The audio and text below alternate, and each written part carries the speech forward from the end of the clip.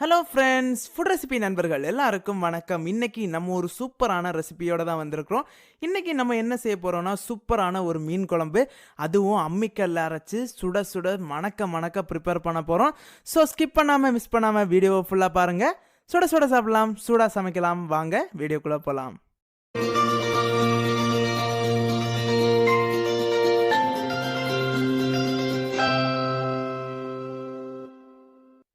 மீன் குழம்பு செய்கிறதுக்கு ஒரு ஹாட்டான கடாயில் 2 டேபிள் ஸ்பூன் அளவுக்கு தேங்காய் எண்ணெய் சேர்த்துருக்குறேன். தேங்காய் எண்ணெய் கொஞ்சம் ஹீட் ஆனதுமே 3 டேபிள் ஸ்பூன் அளவுக்கு மல்லி சேர்த்துடலாம்.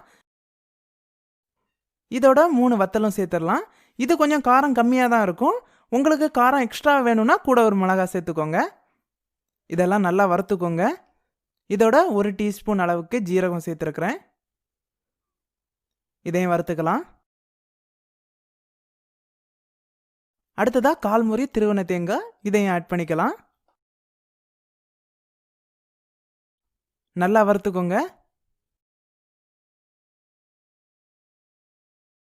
பார்த்தீங்கன்னா தெரியும், நல்லா வறுபட்டுடுச்சு. இதெல்லாம் தனியாக ஒரு பவுலில் எடுத்து வச்சிடலாம்.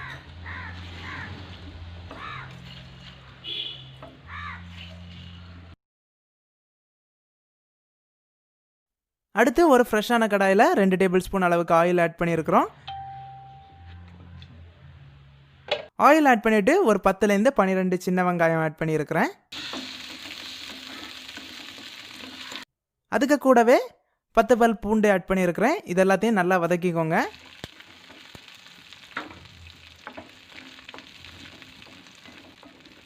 வெங்காயமும் பூண்டும் வதங்கினதுமே நான் ஏற்கனவே கட் பண்ணி வச்சுருக்கிறேன் 2 சின்ன சைஸ் தக்காளியை சேர்த்துருக்கிறேன். இதையும் சேர்த்து நல்லா வதக்கிக்கலாம்.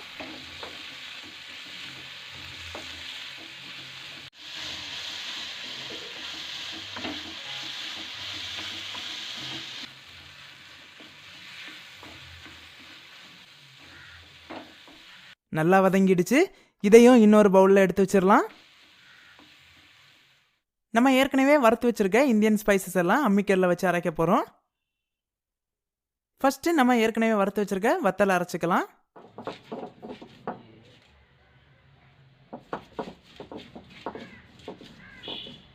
இதோட நம்ம வறுத்து வச்சுருக்க தேங்காயும் மல்லியும் சேர்த்துடலாம்.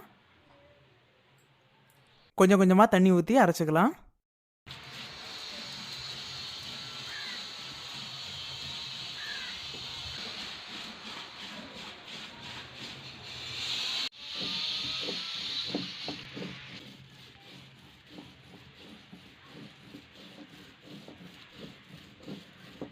நல்லா அரைச்சாச்சு. அடுத்ததாட்டு நம்ம ஏற்கனவே வதக்கி வச்சிருக்க உள்ளி தக்காளி எல்லாம் இதில் ஆட் பண்ணிடலாம். ஒரு துண்டு மஞ்சள் வச்சு அரைச்சிடலாம். அதோட நம்ம ஏற்கனவே வதக்கி வச்சிருக்க உள்ளி தக்காளி எல்லாம் சேர்த்துடலாம்.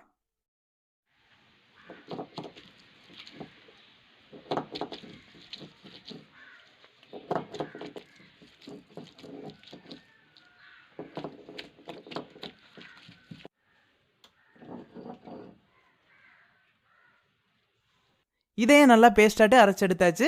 நம்ம இப்போ மீன் கறி வைக்க தொடங்கிடலாம். மீன் கறி வைக்கிறதுக்கு நான் ஒரு 8 மீன் துண்டுகள் எடுத்துருக்கிறேன். அதோட நம்ம அரைச்சி வச்சுருக்கிற உள்ளி தக்காளி பேஸ்ட்டு, இது நம்ம ஃபஸ்ட்டு அரைச்ச தேங்காய் மிளகாய் மல்லி. இப்போ மீன் குழம்பு வைக்க ஆரம்பிச்சிடலாம். ஒரு ஹாட்டான கடாயில் 3 டேபிள் ஸ்பூன் அளவுக்கு ஆயில் ஊற்றிக்கோங்க. ஆயில் நல்லா ஹீட் ஆனதுமே இதோட 1 டீஸ்பூன் வெந்தயம் ஆட் பண்ணிக்கலாம்.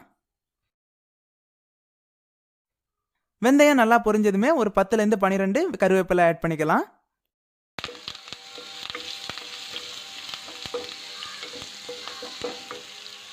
இதோட நான் ஒரு பெரிய நெல்லிக்காய் அளவுக்கு புளியை தண்ணியில் கரைச்சி வச்சுருக்கிறேன். இந்த புளி கரைசலையும் இதோட சேர்க்குறேன்.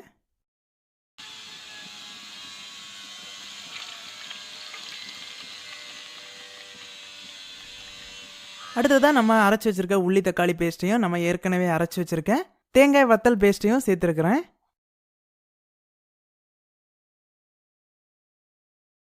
இதோட கொஞ்சமாக தண்ணி சேர்த்து நல்லா கலக்கி விட்டுக்கலாம்.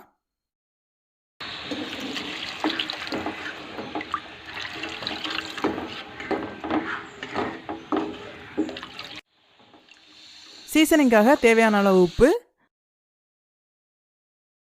டீஸ்பூன் அளவு பெப்பர் ஆட் பண்ணிக்கலாம். நல்லா கொதிக்கட்டும். நல்லா கொதிச்சதுமே மீன் ஆட் பண்ண போகிறோம்.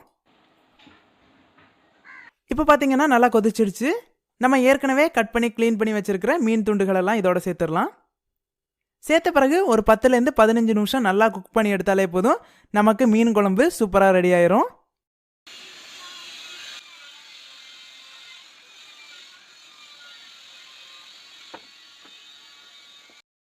எல்லா மீன் துண்டுகளையும் சேர்த்தாச்சு. ஒரு லிட் வச்சு க்ளோஸ் பண்ணி வச்சுக்கோங்க.